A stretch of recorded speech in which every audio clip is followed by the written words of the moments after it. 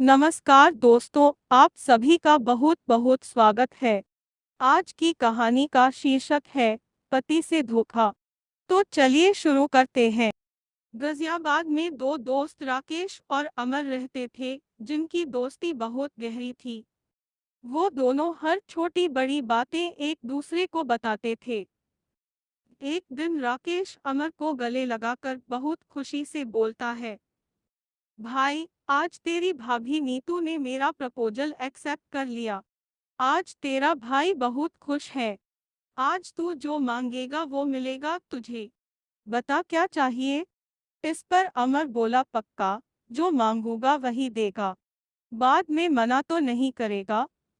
राकेश बोला, अरे हाँ, तेरे भाई ने बोला ना, आज तू जो बोलेगा वो मिलेगा। कल फिर नीतू के घर जाकर शादी की बात भी तो करनी है, इसीलिए जो भी चाहिए अभी बोल दे। अमर बोला, चल फिर अपने अड्डे पर। तुझे तो पता ही है बिना गला गीला किए हमारी पार्टी कहाँ पूरी होती है। हाँ, ये तो सही कहा तूने। चल चलते हैं, राकेश बोला। राकेश और अमर एक बार क्लब में जाते हैं, जहां वह दोनों बहुत ज्यादा ड्रिंक कर लेते हैं। इतनी ड्रिंक करते हैं कि राकेश से तो चला भी नहीं जाता। दोनों अपनी ड्रिंक को खत्म करके घर के लिए निकलते हैं। जैसे ही वो दोनों चलने के लिए उठते हैं, रोहन गिर जाता है। फिर अमर उसे संभालता है। अमर उसे संभालता हुआ बोलता है, भाई, घर को ज्यादा देर हो गई तो आंटी ने घर में घुसने नहीं देना है भाई, बता रहा हूँ। इस पर राकेश बोला, चल आज गाड़ी तेरा भाई चलाएगा। ठीक है। तब अमर बोला, साले, तुझसे ठीक से चला नहीं जा रहा है। पहले गाड़ी तक तो पहुंच जा। नशे में धुत होकर राकेश किसी तरह टेढ़ी मेढ़ी बाइक चलाकर घर के पास पहुंच जाता है, पर तभी वो घर की सीढ़ियों पर जोर से गिर जाता है। अमर पूछता है कि भाई, तू ठीक तो है? लगी तो नहीं तुझे? तभी राकेश की माँ वहां आती है और बोलती है, ये क्या हुआ तुझे? ऐसे नीचे क्यों पड़ा है? तब राकेश बोलता है, अरे माँ, आज तेरे बेटे ने बाइक को हवा में उड़ाया। फिर माँ पूछती है, आज फिर पीकर आया है? अरे नालायक, जब संभाल नहीं सकता अपने आप को तो क्यों इतनी पीता है? जैसी तेरी हरकतें हैं, तुझे तो किसी ने अपनी बेटी भी नहीं देनी। राकेश बोला, अरे माँ, हरी झंडी दिखा दी तेरी बहू ने। हाँ कर दी, तभी पार्टी की हम दोनों ने। कुछ देर बाद राकेश ने पूछा, अमर यार, ये आंखें खुल ही नहीं रही है। मेरी जितनी तूने पी हुई है, उसके बाद तो तेरी जुबान भी नहीं खुलनी चाहिए थी। तब माँ बोली, अमर बेटा, तू ही लेकर आ जा इस नालायक को अंदर। इसके खुद के बस की बात नहीं है। अमर राकेश को अंदर ले जाकर कमरे में सुला देता है और खुद भी उसी के साथ सो जाता है। अगले दिन सुबह मां राकेश को आवाज मारकर उठाती है तो आंखें खोलकर भी वो नींद में होता है। राकेश बोलता है, मां, अभी तो अंधेरा हो रहा है, सुबह तो होने दो। तब माँ बोली, अरे नालायक, अभी भी नशे में है? सूरज सर पर आ गया है, आंखें खोलकर देख और कब होगी तेरी सुबह। एक आवाज में उठकर नीचे आ जा वरना तेरी टांगे तोड़ देनी है मैंने आज। तब राकेश पूछता है, यार अमर, तू कहाँ है? ये मेरे कमरे में इतना अंधेरा क्यों रखा है? लाइट जला जरा। अमर बोला, अबे पागल हो गया क्या? इतनी रोशनी हो रही है, मेरी आंखों में तो चुभ रही है और तुझे अंधेरा लग रहा है। राकेश बोला, क्यों मजाक कर रहा है यार? सुबह सुबह अंधेरा ही तो है और तू है कहाँ? मुझे दिखाई नहीं दे रहा अंधेरे में।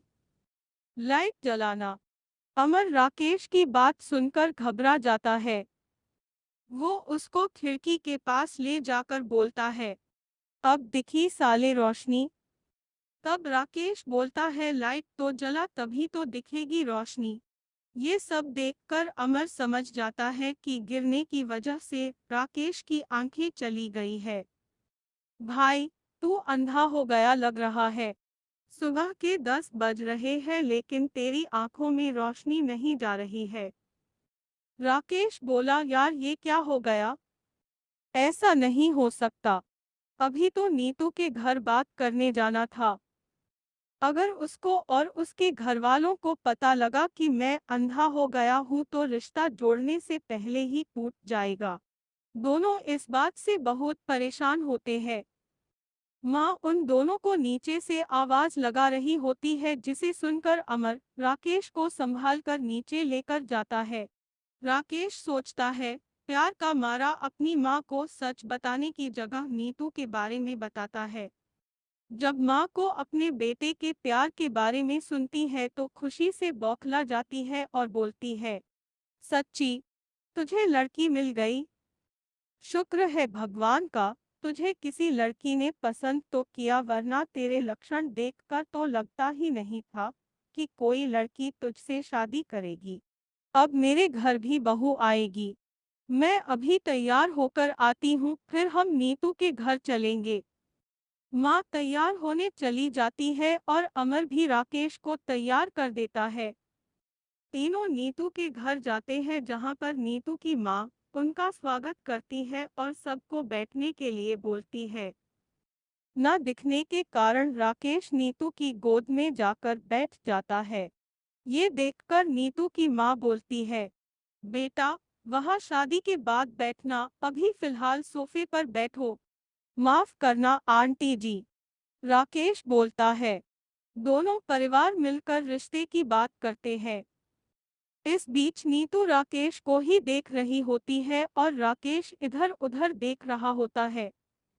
तभी नीतू राकेश को कोहनी मारकर बोलती है, तुम्हारे बगल में बैठी हूँ मैं, इधर उधर क्या देख रहे हो? राकेश मन ही मन बोलता है, इधर उधर तो तब देखूंगा ना जब कुछ दिखेगा।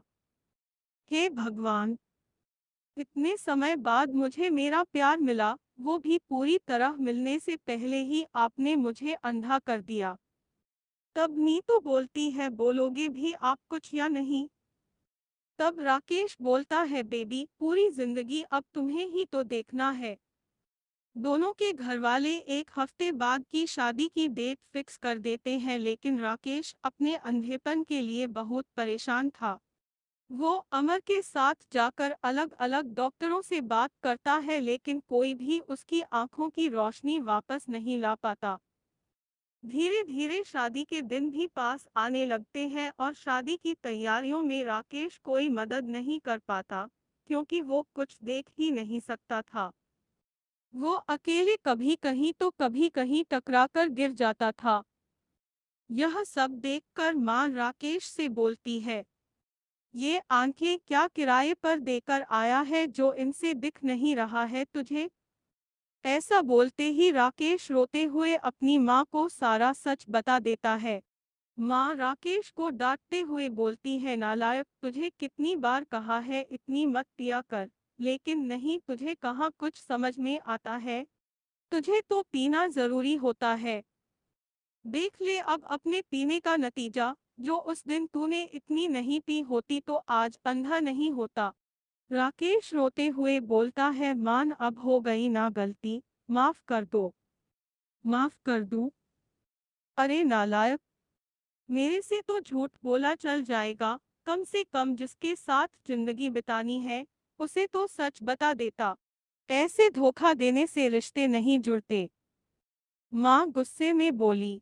तब अमर बोला, हाँ भाई, आंटी सही कह रही है। नीतू को सब कुछ सच सच बता दे। माँ और अमर की बात मानकर अगले दिन वो उसके घर जाता है। वहाँ सभी मेहंदी की तैयारी में लगे होते हैं।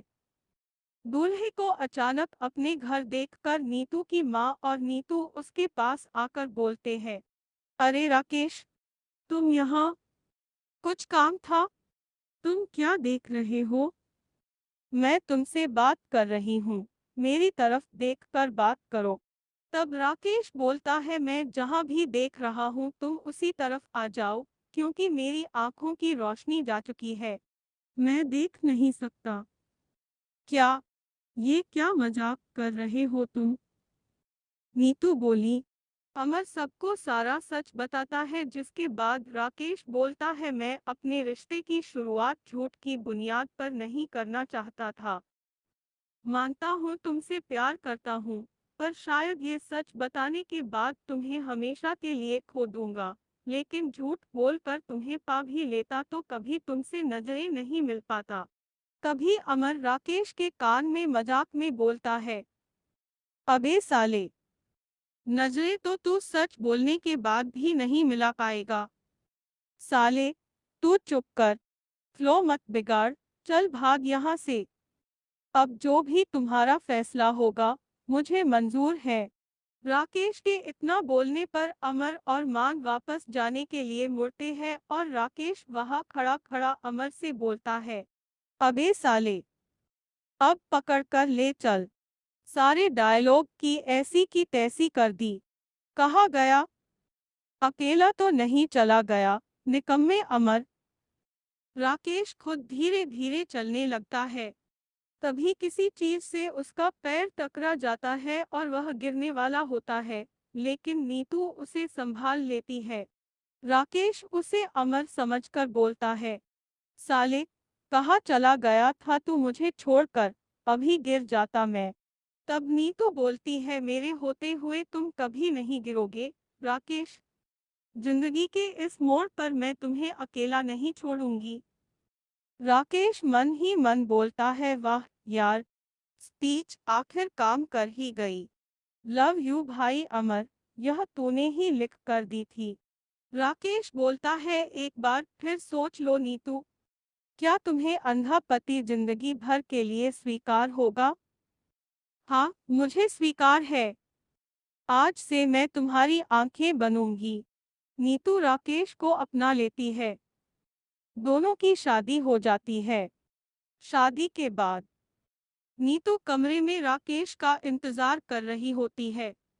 वह गिरता पड़ता कमरे में आकर बोलता है, काश अमर साथ होता, लेकिन आज तो सुहागरात है। आज के दिन तो अकेला ही जाना पड़ेगा। नीतू संभाल कर राकेश को बेड के पास लाती है। राकेश नीतू की गर्दन दोनों हाथों से पकड़कर बोलता है, अरे, यह तुम्हारी कमर इतनी पतली और ऊपर कैसे हो गई? इस पर नीतू बोलती है, बेबी, वो मेरी गर्दन है। अपना हाथ मेरे हाथ में दो। नीतू राकेश के हाथों को अपनी कमर पर रखकर बोलती है, अरे मेरे अंधे पति, यह है मेरी कमर। वैसे मानना पड़ेगा, आंखें नहीं है लेकिन रोमांस कूट कूट कर भरा है आप में। राकेश बोला, रोमांस के लिए आंखों की क्या जरूरत? अच्छा, तो किसकी जरूरत होती है? नीतू पूछती है। रुको, अभी बताता हूँ, राकेश बोला। राकेश नीतू को गोद में उठाता है और अंदाजे से बेड पर लिटा देता है। उसके बाद वो दोनों अपनी शादी की पहली रात को एंजॉय करते हैं। इसी के साथ नीतू राकेश को अंधे होने के बाद भी अपने पति के रूप में अपना लेती है और राकेश की आंखें बनकर उसकी जिंदगी में खुशियां भर देती है। दोस्तों, ये थी आज की कहानी। पसंद आए तो लाइक, कमेंट्स और शेयर जरूर कीजिएगा और चैनल में नए हो तो सब्सक्राइब जरूर कीजिएगा। तो मिलते हैं अगले वीडियो में। चैनल में बने रहने के लिए बहुत बहुत धन्यवाद।